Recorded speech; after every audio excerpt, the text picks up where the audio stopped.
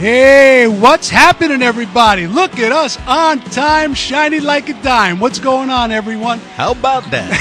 I love when that happens, man. Right. I'm amazingly relaxed at this point.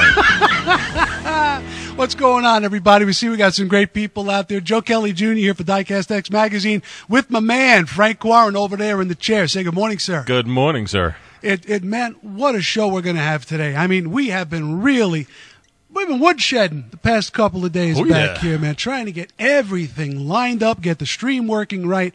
And the amazing news is that, we do have a computer that we've found. Let me tell you, not an easy thing to find these days, but we're going to get a computer that is going to be dedicated strictly to the much higher resolution, much higher quality. Hey, a little bit better of everything, because that's what we want to give you guys, the best show we possibly can.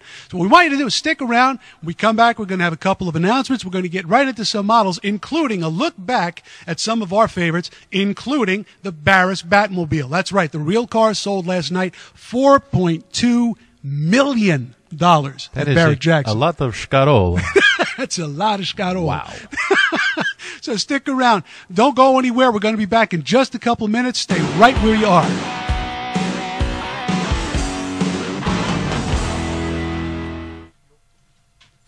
Now you can bring your favorite magazine with you wherever you go. With Diecast X Digital Edition, collectors can read the pages, browse reviews, and interact with the model collecting hobby in ways that they've never imagined. Diecast X Digital Edition brings the industry's largest circulation diecast enthusiast magazine to your home computer, iPhone, iPad, network-enabled tablet, or mobile device anytime, anywhere. Zoom in on text and photos, watch video reviews of your favorite models, enjoy interviews with personalities and industry insiders, and see the hobby come alive. Go to DCXMag.com for more info. Diecast X Digital Edition, your favorite magazine, anytime, anywhere. Like ready to display model cars? Want to see the best coverage in print, on video, and on the web? Subscribe today to the largest circulation diecast magazine in the industry. Diecast X brings collectors face-to-face with all the latest collectibles, trends, designers, and manufacturers. From resin to diecast to white metal and more, Diecast X magazine focuses on what collectors want in every scale. Diecast X, the passion, the products, and the personalities. Subscribe today at airagestore.com or pick up a copy at your favorite bookstore or newsstand. All right, we're back again. Here we are, Diecast X TV. Man, we're just having so much fun putting this show together. Over the past couple weeks, we had a lot of technical difficulties. We've got them pretty much ironed out. Want to thank you guys who have hung in there with us over the past, 3 months we've been doing this. Frank came on board about a month ago, maybe a month and a half ago. You stuck in there with us, and we just want to thank you guys. It means an awful lot to us. And, if there's something you want to see, something you want us to bring on the show, or a topic you want to bring up, please contact us. You can always email me, Joe K at airage.com, or just go on the DCX, the Diecast X Facebook page, post something on there. Anything you guys want to talk about is fair game. As long as it's collectibles, we don't want to get political. We hate that. We hate the political bit. Nah. It's about model cars. It's about the real thing. We want to talk about it. That's all we care about. It's got to roll on rubber. Well, that's pretty much it. Now, Frank here has been joining us for the past couple of shows, and it's been a lot of fun. I know Frank about 35 years, 40 years. There's another guy in the studio tonight that this tonight. Listen to me. Yeah, right. Yeah, it's been a long. Jay Leno? Come on. Yeah, well, I just want to say that we got a really good friend of ours in the studio. Mike Abrascato is here watching. This is a guy that we palled around with from back in high school days, and I was really blessed to have such good friends. I mean, here we are 30-some-odd years later. We still get together. We still have a lot of laughs. It's just a great thing. Now, I want to give a big shout out to Mr. Tom Sinclair. Tom, that VidBlaster guy, who had me on the show this past week. He does a live show every Tuesday at 3 p.m., and he talks about the VidBlaster technology and how to improve home streaming, and which is a great concept. It's a great show. But he also gave me a chance to talk about the hobby to some people who might not have otherwise known about it. And that's really kind of what this show is all about and kind of what we do. We want to show people some of the cool stuff out there. So I just want to give major props out to Tom Sinclair. And I also want to give a lot of respect and a lot of love to Betty Nero from Air Age Media, who designed our new Cup of Joe logo, which I think is just... Oh, I love it. She's something else, man. She drew that on a blackboard and showed me what it was going to be. I wanted to take the blackboard home with me. And also Joe Arthur, who came up with that kickin' new intro. I mean, this is a company and a team of people that are really going to put a nice shine on this hobby going forward, and I'm really excited to be a part of it. Okay, now let's talk about what happened last night at Barrett-Jackson. $4.2 million for the Batmobile, the original Batmobile. So that made me want to go right up onto the shelf and pull out this model. Realize that's a stack of hundreds about a foot high. You know, at least. It's like, at wow. least, you need a hand truck to carry home that kind of money. Well, people were talking about it, like, what's the car going to go for? What could it be worth? One guy said $200,000, which is like, what? Well, that's what I'm saying. You know, it was really, nobody really knew. You know, right. I mean, a lot of sure bets that people have said, you know, they're going to kill, they're going to make millions on the car, have died on the vine. Some even didn't even meet reserve. Right. You know, so we watched this thing go, kind of stalled at $2 million. Then it went up to 1, to 2, to 3. I think even the auctioneer was getting a little amazed by it because right. You know, and then it looked like it was going to die at 3, and then boom, one thing after the other. All it takes million. is 2 people in the room who want it, and it cranks. Yeah, or now online. And the amazing part too, you got like an 8% buyer's premium on top of that. Yeah. So that's like another $300,000. Oh yeah, as you know, it's Barrett-Jackson's taste for it. Oh yeah, no, these guys. Nice. We're in the wrong business. Yeah, tell me about it. Well, actually, no, that's not true. This is fun. This is kind of fun, man. This is kind of fun. Well, coming back to this model, this was Hot Wheels Elite. Now they did a couple of variants of the car. They did a standard issue model, which was about, I'm going to say $20-25 on the mass market. Then they did the Elite version, which this is, and it gave you a little bit more detail. It gave you an engine. It gave you some neat photo etched pieces and gave you a few extra trim bits that you didn't get with the standard edition. But then they also did a Super Elite, which went for, oh boy, that went for like $300 at the time. Yeah, this one was the actual. This is the one to go for. Oh, absolutely. This was the bargain bomb, and it kills me, man. I took it down off the shelf. I was like a kid, man. I'm watching the auction. I'm holding the model, you know. And you sat in the real one. Yeah, come on. Yeah, I sat in the number 2 car. Oh, I sat in the number. I'm sorry. Well, I'll tell you what. When Mr. Barris says, "Would you like to sit in the car?" you don't say no. No, I wouldn't either. It was like a surreal experience. Surreal experience. This was a great model. This one was on the market. I think the top dollar on this one was at retail was about $100, right, give or take. But what it did was had opening doors, which the basic version did not. Had an opening trunk. There we go, and it also had an opening hood. Come on, baby. There we go. It was just so well painted and so well decorated, and just right down to those special Raider wheels that he put the bat signage on. Of course, the original car was the Lincoln Futura. Everybody knows that story. 1955 show car that was actually designed and built after the Lincolns that it supposedly inspired were already on the market. So that would be the Premier, I would imagine? The Premier was out there. The Capri was out there. But what they did is they kind of came up with this design study, quote unquote, based on cars that were already in production. So Ford wanted to play that game that they were, you know, this was looking to the future. They had already done it. It was already done. The car was in a couple of movies, you know, and it is coming out very soon.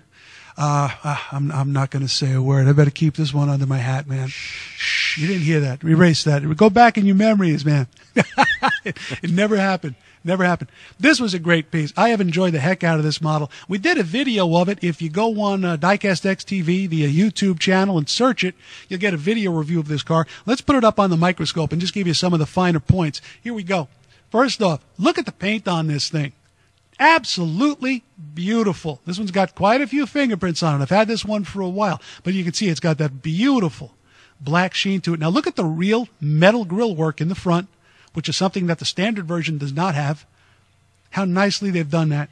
And now let's take a look at some of the cool stuff. This is completely fanciful, but not a word you get to use a lot. The turbine engine. Oh, yeah, we got the jet turbine engine. What was the actual engine in the car?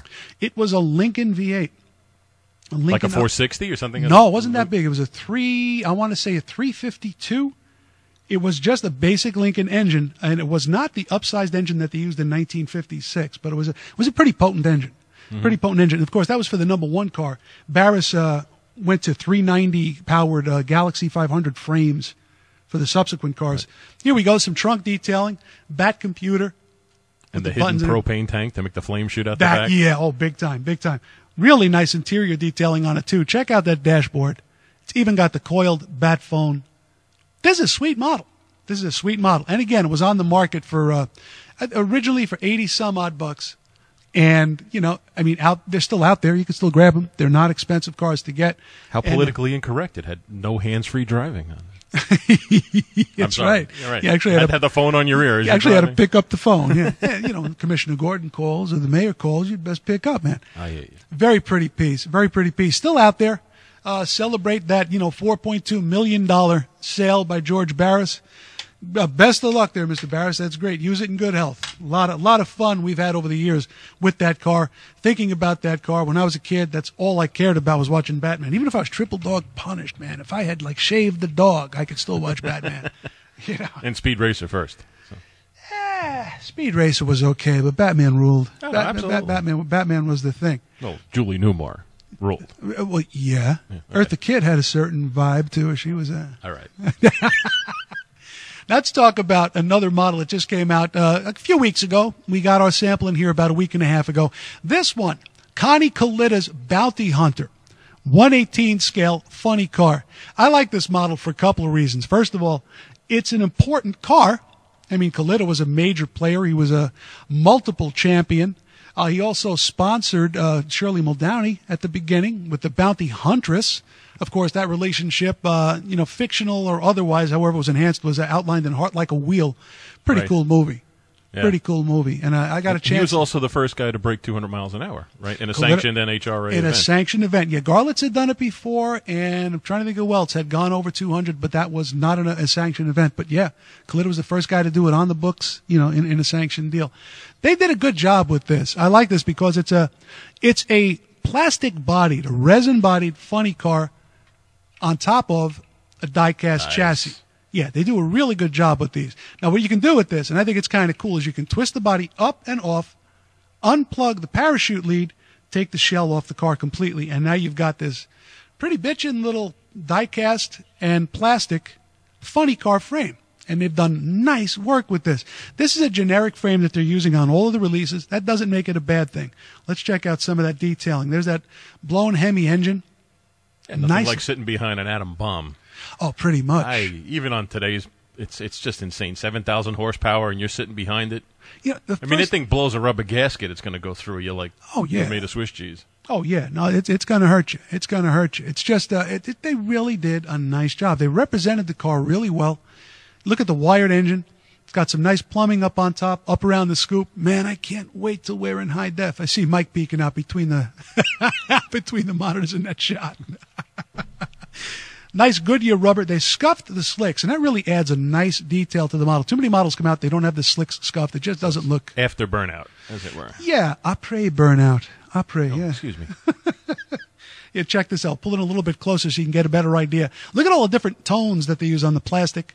They use some real metal on the injector cabling, some plastic and vinyling. Really, really nice stuff. It's pretty heavy, too. The frame is pretty heavy. Let's go back to the driver's station. You get a better idea. Here we go. Behind the engine and then inside. I just love the technology. I was reading someplace that on a top fuel dragster or in a funny car dragster, it takes like 400 horsepower just to run the blower. Just to get enough oomph for that thing to spin up and give it what it needs. Oh, yeah. Well, the physics of the whole thing are crazy because they always talk about that if you could be inside the combustion chamber when that thing is at full scream, the fuel is virtually a solid. It's so highly compressed and pushed in there with such force, it's almost like a solid matter. Right. So when that thing kicks off, wow. Well, and same thing with the exhaust pipes. They're angled up for the downforce. They apparently generates like 8,000 pounds of downforce just out of the pipes. Wow. To push the car onto the track. Wow. Right? That's nuts, man. That's completely nuts. That's nuts power. But they've done a really good job with this. These are on the market now.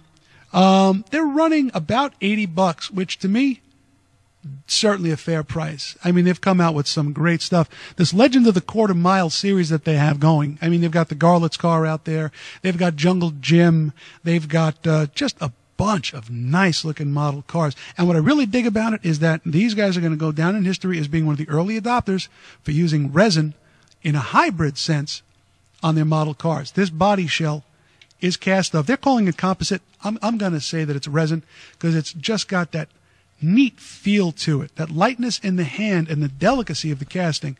And they've got all the details underneath, the secondary supports up in here, the cage up in the front. It's just a nice looking model car. Love these things. Love this maker. They're just kicking out. It is. It's really nice. And when you start putting a crowd of these things together, it gets really impressive on the shelf. It gets there really fast. And there was somebody that makes a 1/18th Christmas tree, right? Yeah. They would be a great display piece. I have a couple of those. Oh yeah, no, the tree. Yep. In fact, that was guy scuffing the tires for you. That was GMP. I believe it was GMP that a whole Christmas tree. They had a staging crew. You know, the whole bit. I think they called it the Burnout box set back when they were doing. So it's an eBay piece probably now, right? Oh yeah. Oh, yeah. I mean, Acme, you know, they're still around. In fact, we were talking to them earlier in the week. There's a good chance that they're going to be doing some new stuff. They're going to be in Nuremberg this year, and they're talking some good stuff coming up. And I hope they see it through. I'm sure they will. They got that whole line of the '66 Chevelle coming out. That's pretty hot. Yeah. Yep. They're at it, man. They're still kicking. They're still doing what they do. You know, great stuff. This one had me cracking up. This is pretty funny. Back in the 80s, we remember this car. We remember this movie, Christine. I love this movie. I watched it. I've got it here. And I watched it and loved it until I found out that they completely destroyed something like 23 or 24 cars making the movie. I mean, real Belvederes. A couple of them were Furies. Wow. And that just, you know. That was before CGI. So. Before CGI, you know, hey, man, if Barris could have done it back in the 60s when he took the Batmobile, the original, and he made a fiberglass lift. You know what I'm saying? So yeah. I guess it was just easier for these guys to go out. It took them 2.5 years to find enough cars to destroy. But then you have to look at like the Dukes of Hazzard. They did the same thing. They just kicked the crap out of all those Dodge Chargers. You know, oh my God, what a crime. And then if they realized how much those cars are worth now, the movie would have actually been a little more profitable. This is neat. This is a neat piece. It's from their silver screen lineup.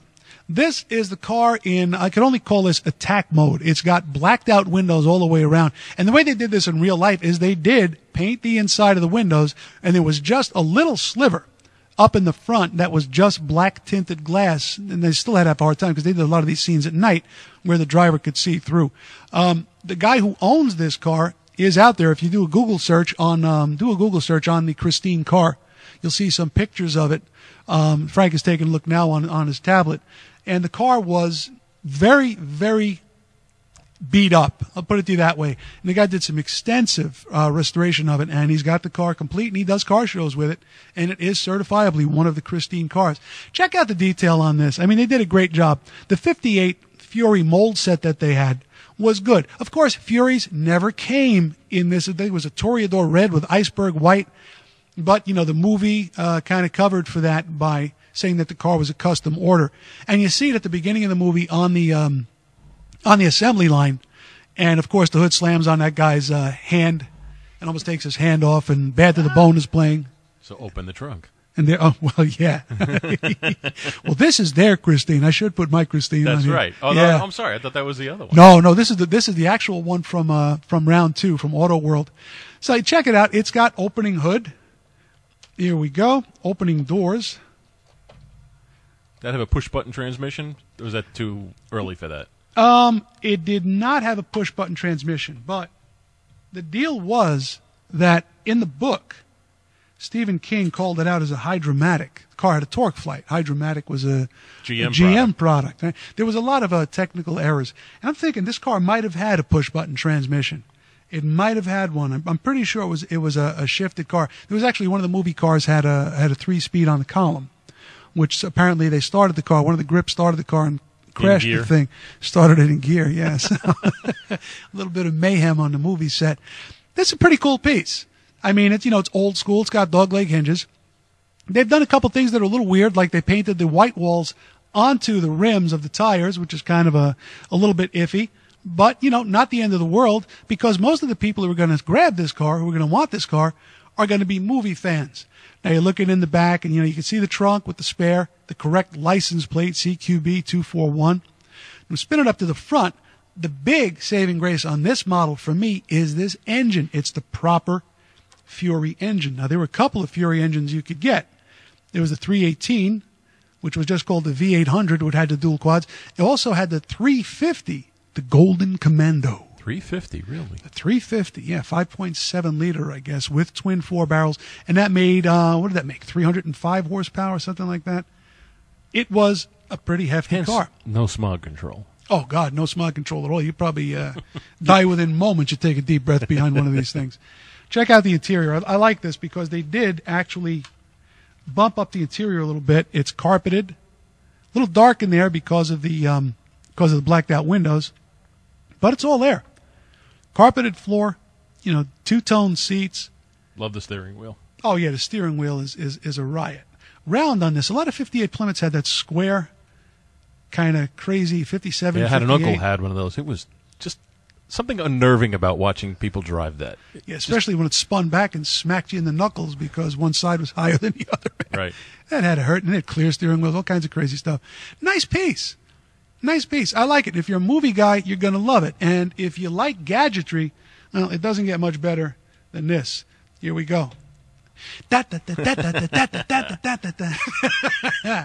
attack mode.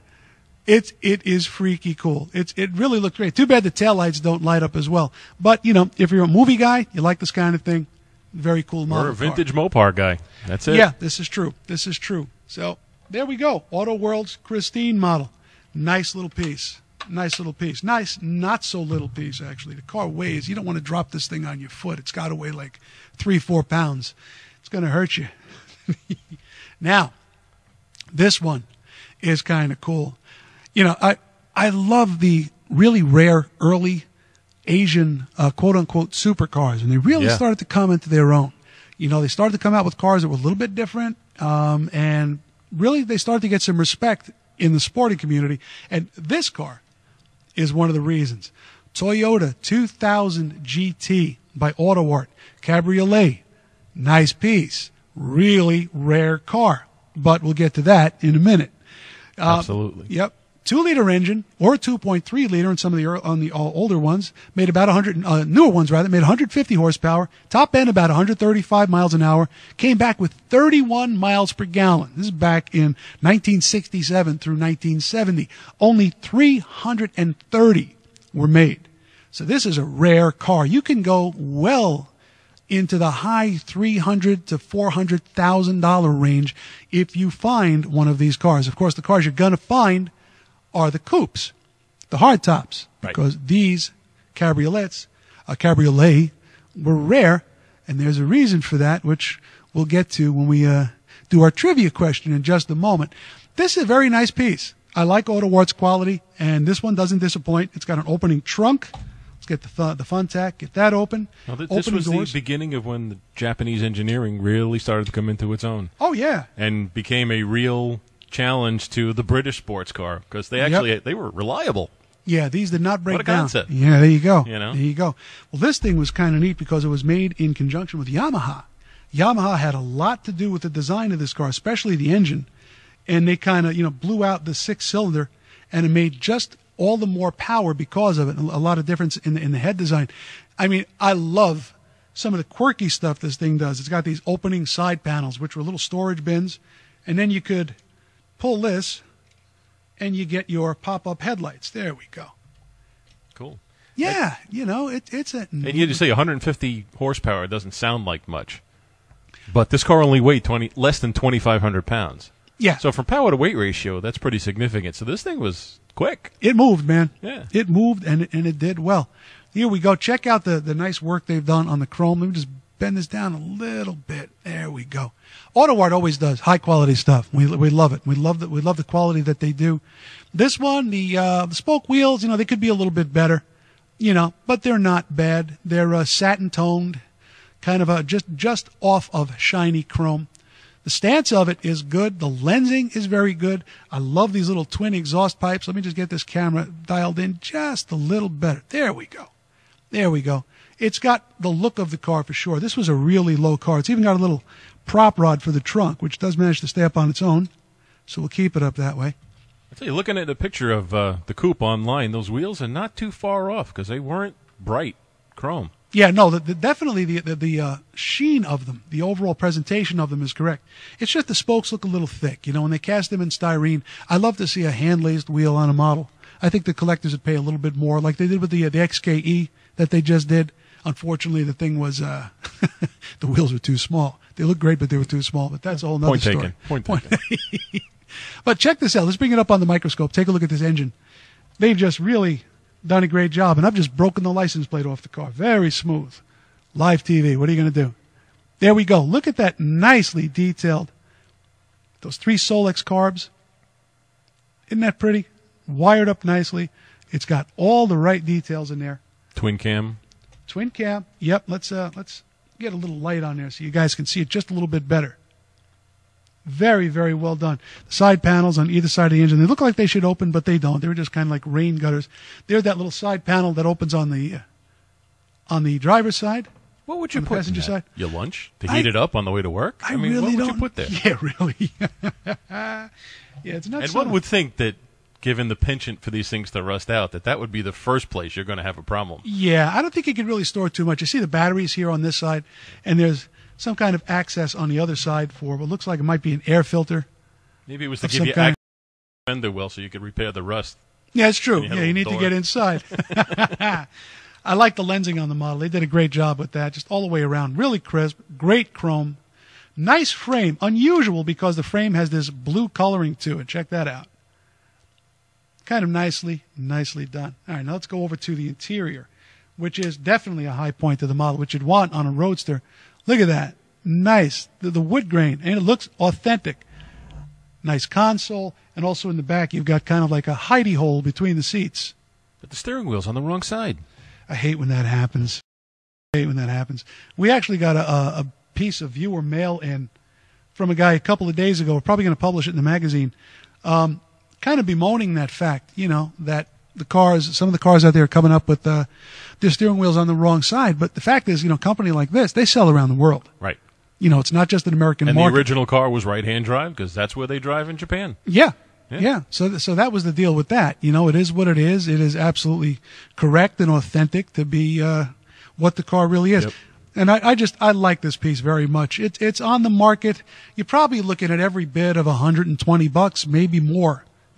Auto Art's price structure is going up and up these days, but the good news is that the models that they're making are nice model cars, and they're going to definitely intrigue a lot of collectors who like this type of stuff, especially this Hopi stuff. It really is. Looks good on the shelf. Yep. So, let's give a model car away, man. What do you think? I'm in. All right. Got a trivia question for you related to the Toyota 2000 GT. Mr. Frank, if you would please. The Toyota 2000 GT came in a convertible, but it appeared, one more time. It appeared in what movie? It's the car. And only in a movie. It was never made. It was never a production piece as a convertible, but the cabriolets did appear. What was the movie? And if you get it right, you win a 1/24 scale M2 machine, 75 years of Mopar 71 Hemi Cuda. Kind of a really cool blue and black piece. All right, I'm going to go check on Maybe the chat with you guys. I'll read the question correctly. How about that? Not to worry. All right, stick around for just a couple of minutes. We'll be right back with more Cup of Joe.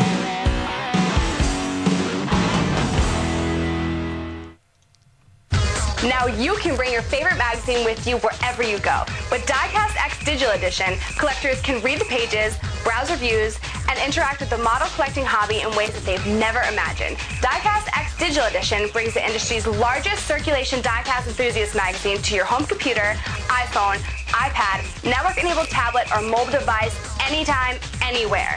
Zoom in on text and photos, watch video reviews of your favorite models, enjoy interviews with personalities and industry insiders, and see the hobby come alive.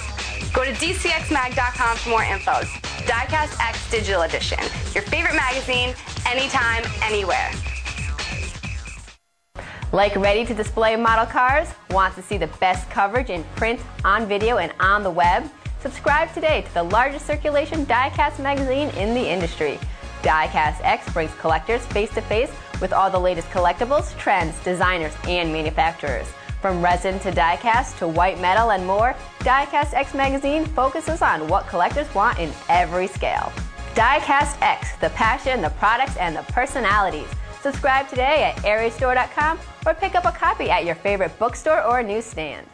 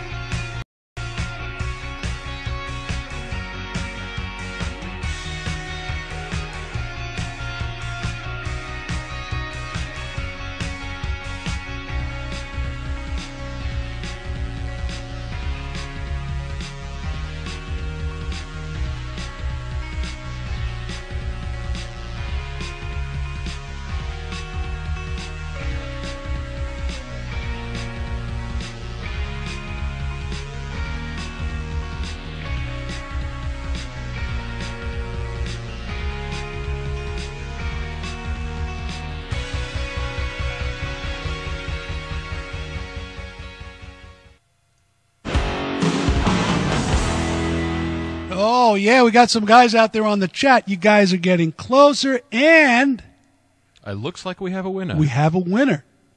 Rishot, R-I-S-H-O-T. You are correct, sir.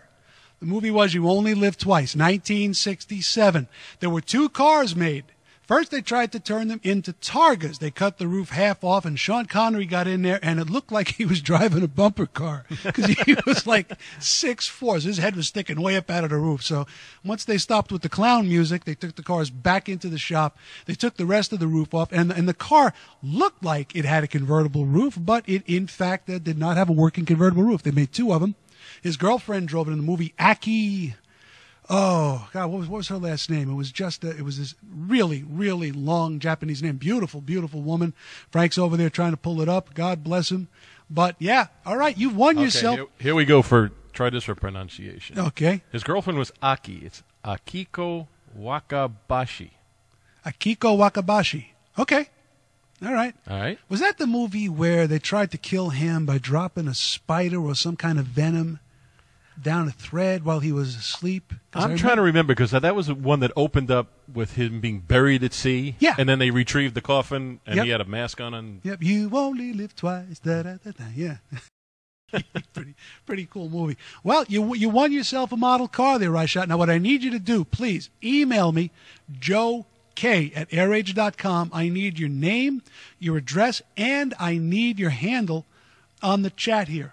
Okay, so please give me your name, your address, your handle that you're using here, R-I-S-H-O-T, and email it to joek at airage.com. We'll get the car out to you. And I do want to mention our winners from last week. We had a little bit of a tie-up with the last giveaway. yes, we did. Yeah, we did. So what happened is one of our guys out there, Joe Waxham, who's on the chat today with us, Joe, we sent you a consolation prize, which definitely does not stink. It was a $120 Ferrari from Hot Wheels Elite in 1/18 scale. The winner of the contest last week, the guy who got there ahead of time, was Terry Mulkin.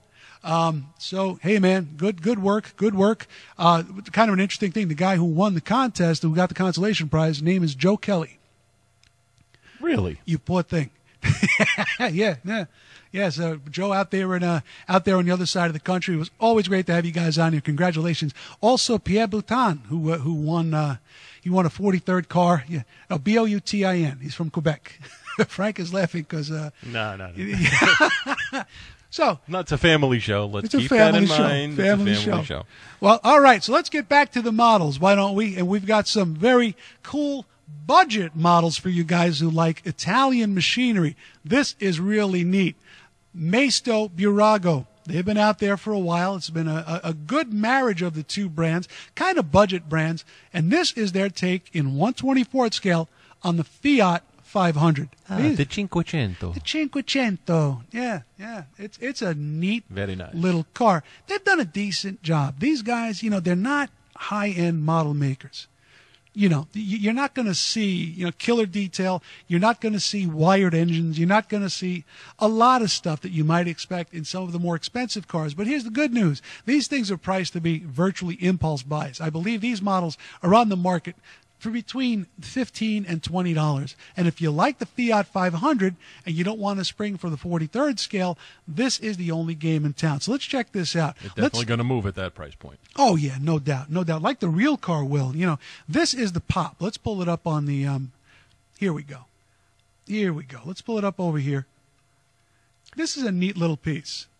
Interesting fact about these. You know that they recommend premium gasoline? Yeah, the multi-air all engine. Of them. Yeah. The multi-air engine. It is one of the things that's making the car somewhat less than the sales success they thought it was going to be. Because they angled it right against the Mini Cooper, and the Mini just does a lot more things a little bit better. It's a lot more expensive, though. Right. So it's a trade-off. And the Abarth, was going for such a premium. But the models have steerable wheels. Let's open up the hood. I'm going to say a moderately detailed engine. Let's pull this in here. A little hard to see. Let's get the light on it. It's the multi-air 1.4 liter. Here we go. Kind of working on my own shoulder here. There we are. Just a plate casting. It's not a full engine. Just a deep plastic casting that represents the engine. Most of which in the real car is plastic anyhow. So it's not so bad. This is true, yeah. There we go. A little interior shot there. Not a bad model, but again, really cheap. You're looking at like a $10, $15 model. You're going to be able to go to BJ's, Sam's Club, any of these places, and you're gonna pick it up for pretty much next to nothing. Let's spin it around a little bit. Let's check out this Abarth or Abarth. I walked into a showroom saying Abarth, and the guy said, "No, it's Abarth." I was like, "Yeah, good. Welcome to Long Island, man. It's Abarth, all right." What a neat-looking car, and I kind of like the fact that Maisto and Burago have always done one thing pretty well. If not perfectly scaled, if not the most feature-laden models, they always look like the car they're supposed to look like. And, yep. I mean, they nailed this one here. I love the look of this car. And, it's still not completely out of the realm of possibility that one day one of these will be in my driveway, because it's like getting into a pissed-off slipper. It's a cool little car. They sound buzzy. They handle kind of fun. Yeah. There's no exhaust system on these cars. It's a straight pipe. Get out of here. Straight up. There's no exhaust. There's no muffler on the car, on the Abarth. It's just a straight pipe out the back. There's got to be a cat on there someplace. I don't know. How would it pass emissions? I do not know. Might be part of the whole. Is that efficient? It's possible. Anything is possible. It's crazy. I like this one. It's also in red on the table here. Let's just pull this up in front of the camera here. They got the striping right. They've got the wheels right. They've got the attitude of the car. You know what I mean? The little scorpion. Right, the scorpion logo on the back. Oh yeah. It's got the. Oh, on the front. Is it on the badge on the back? Can you see it? Or? Let's take a look. Let's pull out the microscope. Yeah, you know what? It looks like it is. Let's just move this around a little bit. Get that on there and dial this in a little bit better. And bam. Nice. There you go. Now, interesting. See that name? SS? SS. Well, it's Burago. This is the Italian version. And in Italy, the car makes 160 horsepower. That'll get you to work on time. That'll move you. Yeah. That'll move you. I like them. I really like these a lot. They're not expensive. These are model cars you can buy for a kid, and just not worry that. Demo derby. Yeah, they're going to beat the crap out of them. They're going to have fun with them. Here, check this one out. This one is the Cabriolet, the 500C. It's got a pullback roof on it. Pretty cool. Nicely done wheels. Again, Get your little 124 J-Lo in there, and you have the commercial. Hey-oh. Not a bad thing. Here we go. Nice interior. Let's get over on the microscope just so you can get an idea. That multicolored interior.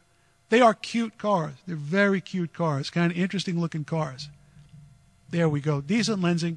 Again, for the money, you get what you pay for, and you get a lot with these, I think. And that's always been Maisto's trick. The thing we're trying to do now that we're really working on is Maisto got the contract to do the 2014 Corvette, the brand new Corvette, the C7. Ooh. Yeah, they sent us a factory image. If you want to see that image, go to our Facebook page, facebook.com/DiecastXMag, and you can check that out. They sent us pre-production. It was just the metal body, not painted yet, and also the 1/64th. And they nailed it. They nailed it. I mean, they do. They do very decent work when they cast model cars. And as a result of that, kind of like that brand. They get a lot of people intrigued. As being a Corvette purist, however, I'm still struggling with the taillights. A lot of guys rectangular are. taillights. I'm getting over it, but it's going to take a little bit. Yeah, I had the same issue with the C6 when it wasn't a retractable headlight. Yep. And my initial reaction was like, really? And now it's like, no, I like it. Yeah, It well, works. it's cool. They've got the Stingray thing happening, though. Yeah, but that's another thing I'm got to get used to because if you see the logo, it's the fish, a stingray. Yeah. Yeah, I hear you. I hear you. You're spoiled, though, man. You stepped into a major cool car with the one you've got, so, Mr. Big Block. Mine's not a Stingray, however. Yeah, just a It's 68. just a regular 68. 68 427. I have ridden in that car, and I'm happy to tell you that I am still here to be with you fine people. Yeah, getting in an accident with that would be like dropping a light bulb on the sidewalk. Yeah, Yeah. pretty much. Yeah. Pretty they much. just fold you up and bury you in it. Nothing left. Which would probably make a lot of Corvette guys happy if they're going to go, right? Yeah, that's true. Now, this is something very cool. We've had this model on the show before. Automodello. Automodello is we got guys on the chat agreeing with you, by the way. Yeah. Yep, the taillights look like a Camaro. Yeah, they do. Yeah, they do. Hey, for better or for worse, it is what it is. If people don't like it, they'll probably I'd change imagine most of the problems you have with it would go away when you step on the gas. it. Yeah, well, you leave that behind you. There we Right. go. Literally. There we go. Pretty much. I mean, with stock 450 horsepower, Yeah. I mean, the ZL1's pins because it's like 620. It's like, really? 620 It's horsepower? like, that's where they were supposed to put it up on the new one coming out. Right. How do you keep that on the ground? Wow. Amazing. Wow. Nuts. Well, here, check this out. We've had this car on the show before. This one, I mean, I just had to bring it back on because I am really sorry to see that 124th just isn't the scale that it once was. There's not a lot popping in 124th, but a manufacturer like Automodello is going to really pave the way, I think, in a lot of ways going forward in 124th with models like this. This is a kicking car. It is, of course, the 1935 Duesenberg Special, which became known as the Mormon Meteor. And if you want to check out a video of this car, we do have it on YouTube on the Diecast X TV channel. Just do a Google search for Mormon Meteor and Diecast X, and you'll see the review. It is one of the prettiest models I think I've ever had in here because the car itself was just completely stunning. It was designed by Duesenberg for Ab Jenkins, David Abbott Ab Jenkins, who was basically a daredevil. He was Yes, a he was. speed record kind of guy. He used to race Pierce Arrows out on the salt flats, and Roy Faulkner from Duesenberg called him up and said, I want to build a car for you, and this was the car. Augie Duesenberg himself helped to build this car in a lean-to behind the Duesenberg factory, and Automodello's model is absolutely gorgeous. I mean, I'm going to put it right on the microscope just so you can see some of the... And am I reading this right? It was 400 horsepower? 400 horsepower, yep. Well, the In base 1930 what? 1935. The base Doozy supercharged engine was 320 horsepower. All right, out of a straight 8. It was supercharged. It had mercury bolted between the crank, like the flanks of the shaft, the actual weights, which counterbalanced it and got rid of the harmonics. Augie Duesenberg came up with that. Took mercury capsules, bolted them up to the cheeks of the crankshaft, and it balanced out the engine. The guy was amazing, absolutely amazing. This car was really Of course, unique. you'd have an environmental disaster if you had a wreck with the thing. But, Well, hey, back in the 30s, back in the day, man. who cares? This car was kind of cool. What they would do is they would take this section of the fender was removable. So when they took the car out for record runs, they would pull that fender up and you would just have that pontoon behind the wheel. They would also change the windshield, and they could do the same thing on the rear fender. This section would come up. Now, I'm only hoping that somebody, does that car. Hopefully Automodello will do the car in that iteration. And yeah, you're right, PK Merrill, these do fit well with Danbury Mint. A lot of guys, say things about resin that are really kind of unfair. But when it comes down to it, at the end of the day, you get model cars that you might not otherwise get because they can be tooled less expensively, and you're going to get some subject matter That's going to be very cool. Something like this car in diecast, you'd be looking at, I don't know, $250,000 build to get the thing out there. The market is just that strong for that kind of investment. Resin comes along, they can make this beautiful model car, put it out there at a reasonable price, and they're definitely catered to the discerning collector, and they make these beautiful cars that people can enjoy. And, the fact is that once you're done opening up the doors and looking at the engine and doing all that, what do you do with the model? You put it back on the shelf and you look at it. This is the future of the hobby we're looking at right here, and it's just a really, really pretty piece. Let's take a look. Just some of the finer details again. And when you see this in person, when you hold it in your hand, you become a believer. Oh, no doubt. No doubt. Look how nicely they've done that grille, that Cyclops headlight. I love that. Not meant for night driving. No. Ab Jenkins, he bought the car after he had done all his record runs with it. He bought the car for $8,000, which was a lot of money back then, but considering it was a Duesenberg, the man got a deal. Look at what they did with that photo etched metal where it says Duesenberg across the hood. All of the handles are done in separate castings. Little Ab Jenkins in raised relief on the cowl. Great rake on that windshield. The rivet. See what resin does for you? Look how clean that casting is. Look how beautiful and sharp that casting is. Very, very cool. Here we go. Hey, Frank Kelly's on here. Zoso59. What's happening? My brother, how's it going? Not really, my brother. I would only wish, man. Good guy from up in Canada. Thanks for joining us, Frank. It's good to see you here, man. Here we go. Let's take a look at this interior. If we can get the camera up just a little bit. There we go. Pretty well done dashboard. Let's get a little light on the subject. I'm working with crossed arms over here, man. A little tough. Yeah, let's do this. We'll put it on here. You got a laser beam shining in there. A laser beam. There we go. Pretty well done. Having a hard time getting that, but you get the idea. Let's put it back on the table. That tailpipe going along the side. This is a pretty piece. They're on the market. If you can find them, they're secondary market only now. They've probably gone up a lot in price for some collectors. If you can find one in the gift box, you're really going somewhere. It's a gorgeous, gorgeous piece. Automodello.com. It is an historically important car that's been given the respect it deserves. Can you imagine how hot that exhaust pipe got? Oh, yeah. Oof.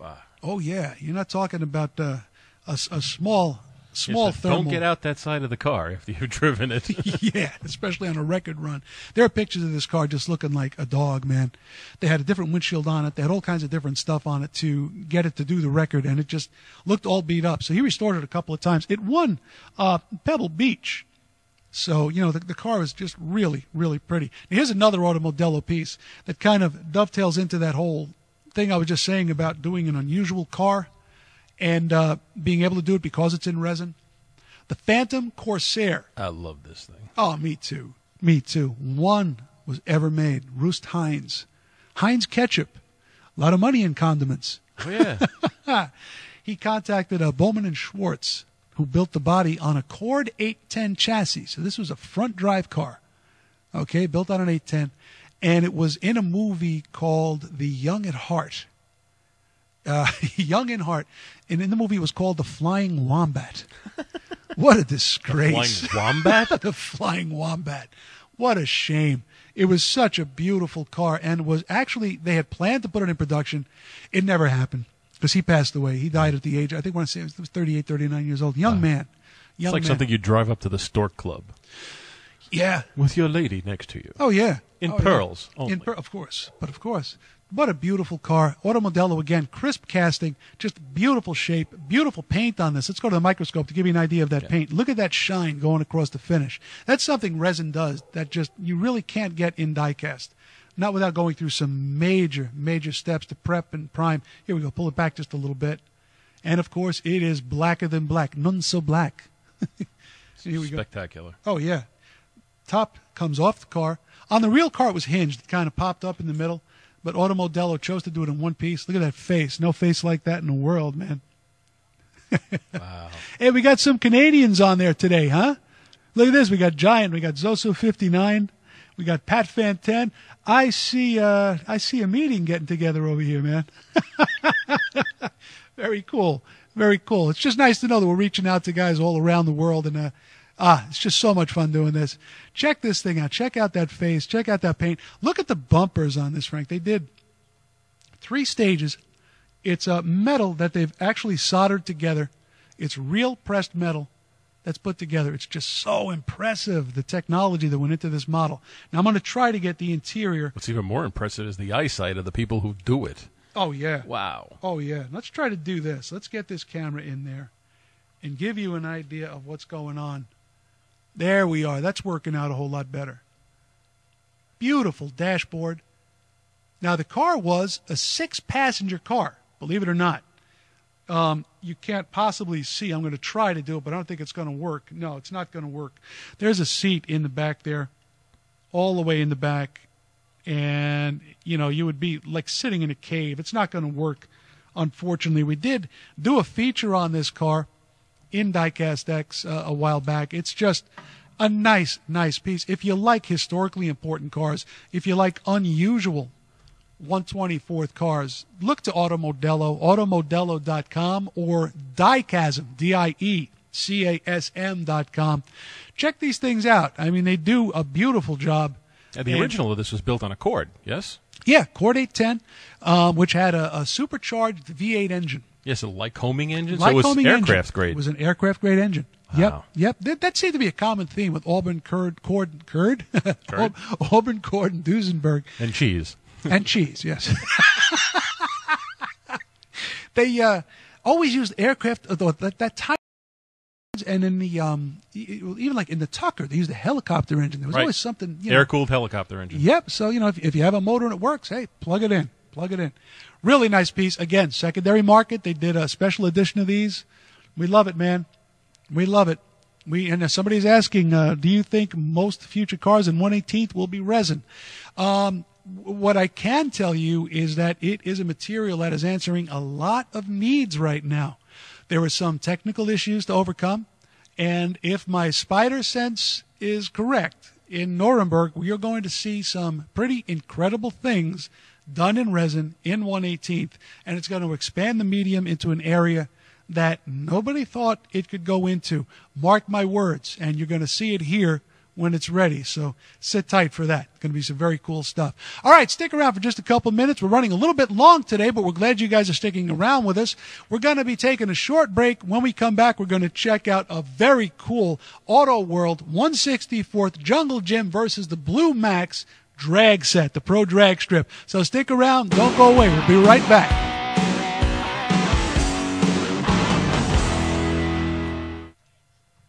Now you can bring your favorite magazine with you wherever you go. With Diecast X Digital Edition, collectors can read the pages, browse reviews, and interact with the model collecting hobby in ways that they've never imagined. Diecast X Digital Edition brings the industry's largest circulation diecast enthusiast magazine to your home computer, iPhone, iPad, network-enabled tablet, or mobile device anytime, anywhere. Zoom in on text and photos, watch video reviews of your favorite models, enjoy interviews with personalities and industry insiders, and see the hobby come alive. Go to DCXMag.com for more info. Diecast X Digital Edition, your favorite magazine, anytime, anywhere. Like ready to display model cars? Want to see the best coverage in print, on video, and on the web? Subscribe today to the largest circulation diecast magazine in the industry. Diecast X brings collectors face-to-face with all the latest collectibles, trends, designers, and manufacturers. From resin to diecast to white metal and more, Diecast X magazine focuses on what collectors want in every scale. Diecast X, the passion, the products, and the personalities. Subscribe today at areastore.com or pick up a copy at your favorite bookstore or newsstand.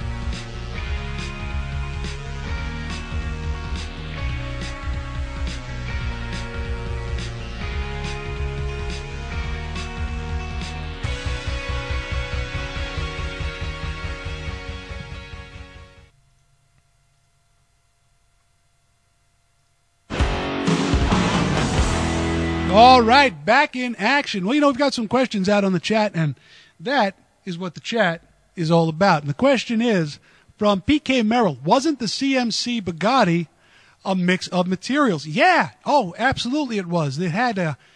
They use a bunch of different stuff. Some of it, they call it noble materials because it's real brass, it's real copper, it's real stainless. But they also molded part of the undercarriage of the car from what we could see. And if you look past the wheel well in the back of that model, you can see up in the back there. And resin is just such a low cost to tool versus high detail yield material. In other words, to make a mold for resin, you just need RTV silicone. So you can go from a full scale sculpt. Okay, you can take that piece, you can carve it, you can, however you generate that original piece, you take it, you pop it in, you make yourself an RTV silicone mold, and from that mold you can start producing your manufactured pieces. So it's a wonderful material, and because it's liquid, it's two monomers that kind of fall in love inside the casting, and they become a polymer. So they become a rigid material that heats up as it cures, and it gets into every nook and cranny of the casting versus die cast, which has to go in under pressure, has to go in as molten metal, and has to be shot into a mold that's made from hardened steel. You want to talk about an expense. Try to change that mold to make in middle of the production run change. Can't be done. If you can, you've got to justify that in your business plan and spend tens, if not hundreds of thousands of dollars to make those changes. Resin is definitely the material of the future. CMC did embrace it, as has Auto World, as has so many other manufacturers who have been working with it in 143rd. You're going to start seeing it all over the place. Mark my words, it's a very cool material. Thanks for the question, man. We do appreciate it. That's kind of like that's what the show's all about. Yeah, all about the facts. That's it. And if we don't know the answer, we'll be happy to make. Oh, man, on the fly. Absolutely. Oh, God, we're good at it, too. All right, check this out. We've got something really neat. Auto World, they are the kings of nostalgia. We love the stuff that they do. And this is one of the coolest pieces. We had Tony Karamitsos and we had Dan Sabato on, I believe, our second show. And they showed us this set. They were prototyping it at the time. It is a pro drag racing drag strip, and it's all very cool. We got a question on the are we still on? Lost picture and sound. There we are. No, guys, we're still here. I'm still seeing us. There we go. Maybe we had a glitch out there on the stream. It's been going pretty well over here so far, thank God. No complaints. There we go. Looks like we're back. We are back. Yeah, the Bugatti was a black model. They also came out with a blue version. There were only 3 Bugatti Atlantics out there still. And there is a 4th one that you can't really call an Atlantic. It's in Jay Leno's collection. He had a Bugatti Atlantic built on an actual Bugatti 57 frame. And the car is stunning. I've seen it. I've stood next to it. It was absolutely incredible. What a beautiful car. What was the original color of Ralph Lauren's? Ralph Lauren's car was blue. And then he painted it black. He painted it black because he's Ralph Lauren. Hey. Yeah. And as does Jay Leno. Jay Leno can do anything he wants with any of the cars he's owned because his name is so famous and his collection is so prominent and so well known that he can do anything he wants pretty much, He takes cars like Doble Steamers and he puts disc brakes on them. Yeah. We saw some. My favorite is the 66 Toronado that he made rear-wheel drive. Let me tell you something. I stood next to that car, and if you look at the wheels that he had made for that car, themed after the real Toronados, I mean. 17-inch. 17-inch. Casted. This is a car that can do like 180 miles an hour. Right. But it looks like a Toronado. You know what I mean? It's not. It's amazing. Oh, big time. It was big time lust. Big time lust. Back to this really neat little 1/64th set. This comes with a little Christmas tree. I'm going to spin around so you can see that, which works. And it comes with these really intense little 1/64th cars. Here, check this out. Go right to the mic. Classic bow tie against the blue oval. There we go. There we are. 1/64th Blue Max. How cool is that? Ray Beadle, Harry Schmidt. I mean, just such a classic story about this car, and it is such a nicely done. Look what they're managing to do in 1/64th scale. Now, I know the Hot Wheels guys, I know Frank's looking at this and saying, yeah, I know. I know they can do it. Look how crisp all of that detailing is. There's metal flake in the paint. The tampo markings for the striping, everything is just so beautifully done. I love the mag wheels. And, of course, you go underneath the car. There's your pickups. They've got the little zoomies sticking out the side and magnets, traction magnets. This is the 4-gear chassis, really sticky tires. I cannot wait to run these cars. And here is, of course, the Jungle Jim Camaro. Now, this is part of the Legends of the Quarter Mile series. Again, look at the detailing on this, guys. And these are plastic, composite, resin. I mean, these are sharp bodies. Beautifully, beautifully decorated. Now, the cool thing about this is that when you go to the actual set itself, it's got the Christmas tree, and of course this isn't powered up. We're just doing this for demonstration. It comes with this Christmas tree. It comes with a winning lane at the other end. There's, a couple of lights. You get really? The flag. Oh, yeah, it's very cool. Triggers. Well, what are we waiting for? We're going to do that this afternoon, man. We're going to be shooting some video of this. Cool. Oh, yeah. First we have sauce. Then we make a video. It's a beautiful thing.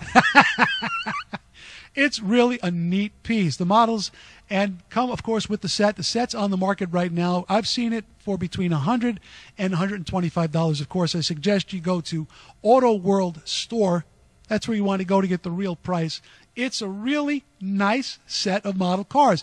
Legends of the Quarter Mile is a real breakout series for these guys. They're making great model cars in 118th. They have some 124th kits. They're going to do a lot more in 164th. And, of course, we're going to follow every move they make. Big fans of this type of hands-on fun racing. Well, we're big fans of you guys, too, coming down here every other week to check us out. And as we move forward with the show, as we improve the stream, as we improve the quality of the things we do, we need your feedback. So please email me, joek@airage.com. Join us on the Facebook page, Diecast X Mag on Facebook. Or, of course, you can always go to the website, dcxmag.com. Give us your comments. Give us your ideas. We really want to get your feedback so we can give you the best show we possibly can. And I promise I will rehearse the trivia question before I read it next time. Oh, don't be like that, man. Live TV, brother. It's all part of the fun. All part of the fun. On behalf of Frank and myself, everybody at Air Age Media and at Diecast X Magazine, thanks for coming down here, guys. We really do appreciate it. We'll see you in 2 weeks. See you then. Take care, everybody. Bye-bye now.